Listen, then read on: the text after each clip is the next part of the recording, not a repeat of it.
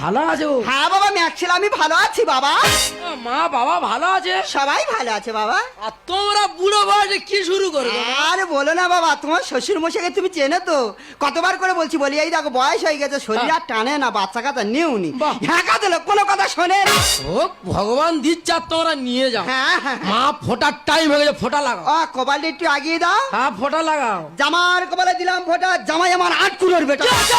আমি 8 কুড়ে বেটা, আমার 6-7 ভাই বোনে 8 কুড়ে বেটা। ও বাবা এগুলো জামা ষষ্ঠীর নিয়ম বলতে হয়। ও মা গো জানা ছিল না। হ্যাঁ হ্যাঁ ও মা ফোটা লাগাও। জামার কপালে দিলাম ফোঁটা, জামাই আমার বংশের পাঁটা।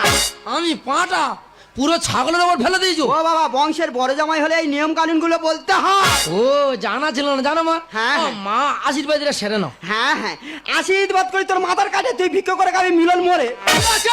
আমি ভিক্ষ যাবো না, আমাদের আর্থিক অবস্থা ভালো আছে, আমি ভিক্ষ যাবো কেন? ও বাবা ভিখারি ছোট লোক না, ভিখারি সব থেকে ধনী লোক।